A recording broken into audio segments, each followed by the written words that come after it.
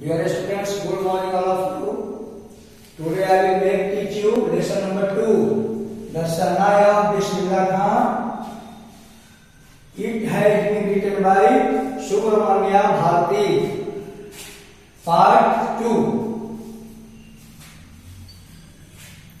Read on the blackboard and follow it. शहनाई का नाम आपने सुना होगा. You will be heard the name of shehnai.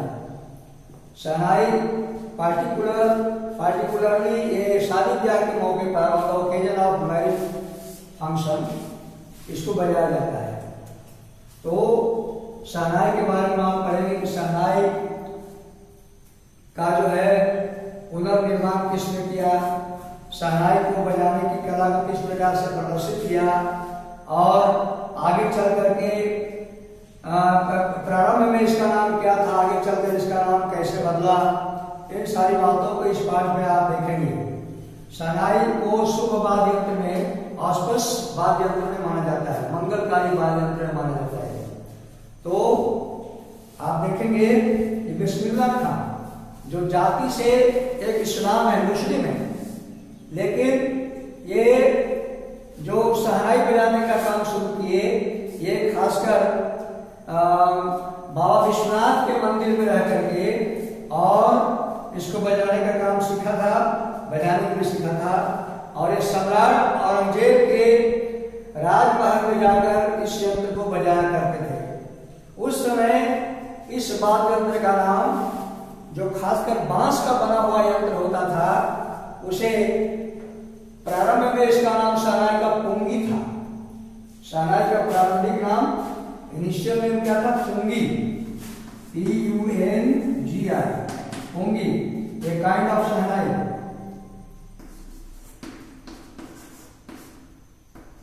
A kind of शहनाई.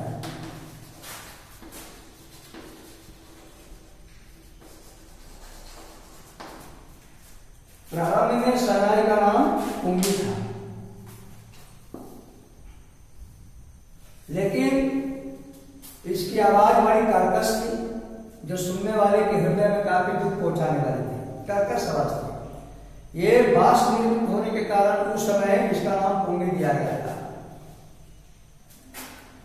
कुछ लोगों ने सोचा था कि वाद्य यंत्र एक दिन पुनर्जीवित किया जाएगा, यानी रिमॉडलिंग किया जाएगा. कोई भी वाद्य यंत्र जब बनता है तो प्रारंभिक काल में उसकी आवाज या उसको जो बजाने का तौर तरीका है वह थोड़ा जटिल होता है, कठिन होता है, लेकिन धीरे धीरे उसको आसान बनाया जाता है कलाकारों के द्वारा. इसी क्रम में पुनर्जीवित किया गया पुंगी को शहनाई में.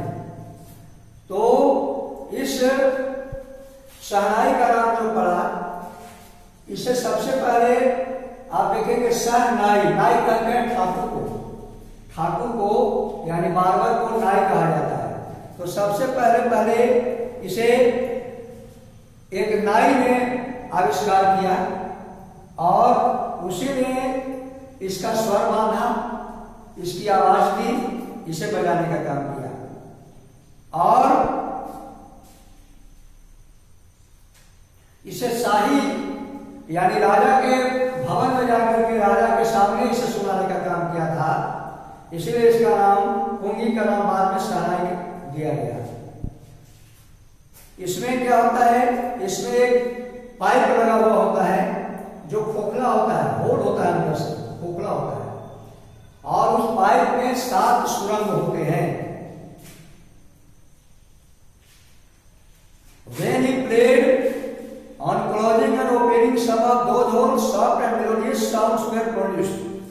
उस 7 जो छिद्र होते हैं उस पर उंगलियों के सहारे आवाजों को कम बेसी यानी उतार चढ़ाव, जिसको इनोटेशन कहते हैं अंग्रेजी में, आवाज को उतार चढ़ाव में बदला जाता है. अंगुलियों के सहारे जो छिद्रों पर रखी जाती है उंगलियां, उस छिद्रों को कभी बंद करते हैं, कभी खोलते हैं, तो उसे आनंदकारी का आवाज निकलती है, मेलोडियस साउंड निकलता है. He played the instrument before royalty and everyone was impressed. यानी पहले इसे शाही भवनों में बजाया जाता था, धनवानों के मकान में, धनवानों के कार्यक्रम में इसे उपयोग में लाया जाता था, जिसे लोग काफी पसंद करते थे। इसीलिए पोंगी जो है एक नए वाद्य यंत्र के रूप में स्वीकार किया गया और इसका नाम उस ठाकुर के नाम पर जिसने पहले बनाया था, शहनाई पड़ा। The sound of the shehnai began to be considered auspicious, यानी शहनाई की आवाज को शुभ समझा जाने लगा। And for the reason it is still played in temples and is an indispensable component of any North Indian wedding. इसी कारण से इसे मंदिरों में बजाया जाता था और भारतीय विवाह के कार्यक्रम में या शुभ मांगलिक कार्यक्रम में इसे बजाया जाना अपरिहार्य समझा जाता था। प्राचीन काल में एंशिएंट टाइम में शहनाई नौबत एवं शाही दरबार में 9 यंत्रों के पारंपरिक समूह का एक भाग थी। अभी इसका प्रयोग मंदिरों में विवाहों में किया जाता है। इस यंत्र को शास्त्रीय संगीत का दर्जा दिलवाने का संपूर्ण श्रेय उस्ताद बिस्मिल्लाह खां को ही जाता है, यानी बिस्मिल्लाह खां शहनाई के उस्ताद समझे जाते हैं। As a 5 years old, Bismillah Khan played gilli danda near A pond in the ancient state of Dumraon Bihar. 5 वर्ष की आयु में बिस्मिल्लाह खां बिहार की प्राचीन रियासत डुमराव के तालाब के पास गिल्ली डंडा खेला करते थे, जिसको हम गुल्ली डंडा भी कहते हैं। गिल्ली डंडा इसका शुभ नाम है। वे नियमित रूप से पास के बिहारी जी के मंदिर में भोजपुरी चाहता गाने के लिए जाते थे। He would regularly go to nearby Bihari temple to sing the Bhojpuri by the local Maharaja, जिसकी समाप्ति पर उन्हें 1.25 किलोग्राम का लड्डू स्थानीय महाराज द्वारा इनाम के रूप में दिया जाता था। ऐसा 80 वर्ष पूर्व हुआ और इस नन्हे बालक ने भारत रत्न का पुरस्कार प्राप्त करने के लिए लंबा सफर तय किया और वह इस पुरस्कार से नवाजे गए। देश का सर्वोच्च नागरिक पुरस्कार है भारत रत्न, जो इन्हें प्राप्त हुआ। The happened 80 years ago and the little boy has traveled far to earn the highest civilian award in India, the Bharat Ratna. Para 4, born on 21st March 1916, Bismillah Khan belongs to a well-known family of musicians from Bihar. 21 मार्च 1916 में बिस्मिल्लाह खान जी का जन्म बिहार के जाने माने संगीतज्ञ परिवार में हुआ था। उनके दादा रसूल बख्श थे, जो भोजपुरी राजा के दरबार में शहनाई बजाने का काम किया करते थे। शहनाई वादक के प्रसिद्ध प्रणेता थे। उनके पिता पैगंबर बख्श तथा दूसरे पूर्वज के लोग भी शहनाई बजाने का ही काम किया करते थे। उनकी पेशा थी, पारंपरिक पेशा थी उस्ताद बिस्मिल्लाह खान का। The young boy to the music early in life, युवा बालक ने अपने जीवन में संगीत को अपना लिया। कहा जाता है कि संगीत के बिना मनुष्य पुष्पहीन पशु के समान होता है। इसीलिए संगीत व्यक्ति के जीवन का परम लक्ष्य होना चाहिए। संगीत जीवन का आधार बनना चाहिए, जिससे व्यक्ति का जीवन सुखमय बीतता है और लंबी आयु होने का आसार प्राप्त होता है। इसलिए उस्ताद बिस्मिल्लाह खान ने इस संगीत को अंगीकार किया, स्वीकार किया। At the age of 3, when his mother took him to the maternal uncle's house in Banaras, जो आज बनारसी के नाम से जाना जाता है, यानी उनकी मां 3 वर्ष की आयु में मामा के घर में बनारस ले आई। बिस्मिल्लाह खान अपने मामा जी के द्वारा रियाज करते देखकर शहनाई बनाकर सीखे। यानी बिस्मिल्लाह खान के मामा जी शहनाई बजाने का अभ्यास किया करते थे, जिसे देखकर एक नन्हा बालक जो 3 वर्ष का था, उस्ताद बिस्मिल्लाह खान, जिनका पहले का नाम बिस्मिल्लाह खान था, वो काफी आकर्षित हुए अपने मामा के इस वाद्य यंत्र से। और शीघ्र ही बिस्मिल्लाह खान ने अपने मामा अली बख्श, बिस्मिल्लाह खान के मामा का नाम अली बख्श के साथ बनारस के कृष्ण मंदिर में जाना शुरू कर दिया, जहां पर अली बख्श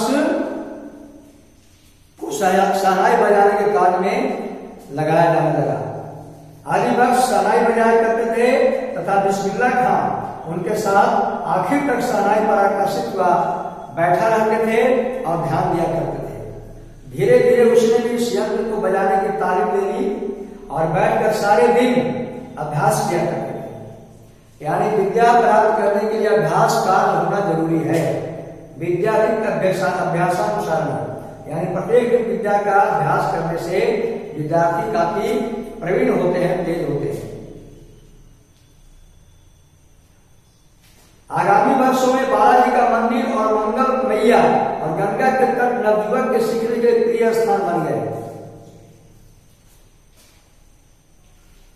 For years to come, the temple of Balaji and Mangala Maiya and the banks of the Ganga became the young apprentices' favorite haunts where you practice in solitude. जहाँ पर लोग आकर नवयुवक लोग और एकांत में बैठ करके संगीत का अभ्यास किया करते थे, संगीत सीखा करते थे। गंगा जी के प्रवाही जल ने उसे बिना तैयारी के गीत रचने व रागों का आविष्कार करने के लिए प्रेरित किया। यानी गंगा जी की कलकल ध्वनि, मधुर ध्वनि के पास बैठ करके और रागों को आलापने का काम, रागों को उतार चढ़ाव करने का काम इन्हें स्वीकार होने लगा और इन्हें प्रेरित होने लगा, जिन्हें पहले शहनाई से पृथक समझा जाता था। यानी पहले शहनाई को नहीं जानते थे, लेकिन मामा जी के घर में जाने के बाद शहनाई को आकर्षित हुए और गंगा के किनारे बैठ करके गंगा माता की कलकल ध्वनि के सामने बैठ करके और इन्होंने शहनाई बजाने का काम और स्वर आलापने का कार्य प्रारंभ किया।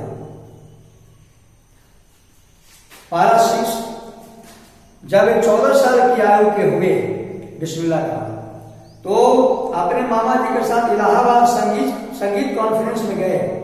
At the age of 40 Bismillah accompanied his uncles to the Allahabad music conference. At the end of the recital, Ustad Hyder Khan patted the young boy back and said, यानी गायन समारोह के अंत में उस्ताद फयाज खान ने जुआ वाला की पीठ थपथपाई और कहा, क्या कहा? Work hard and you shall make it. With the opening of the All India Radio in Lucknow in 1938 came Bismillah Khan big break. यानी पीठ थपथपाते हुए कहा कि कठिन मेहनत करो और तुम इससे भी अच्छा कर सकते हो। और यही कारण है कि सन 1938 में लखनऊ में ऑल इंडिया रेडियो के खुलने के समय बिस्मिल्लाह खान को एक बार बड़ा अवसर मिला। He soon became an often heard shehnai player on radio, जिसके कारण वो रेडियो स्टेशन में शहनाई वादक के रूप में नियुक्त हो गए और उसके बाद शहनाई बजाने का काम या शहनाई की म्यूजिक को सुनने का कार्य हमेशा चलने लगा। इस प्रकार से आज उस्ताद बिस्मिल्लाह खान के बारे में और उनकी कला, शहनाई बजाने की कला के बारे में आपने यहाँ तक पढ़ा। रेस्ट पार्ट मैं कल पढ़ाऊंगा। I shall make teach you next day.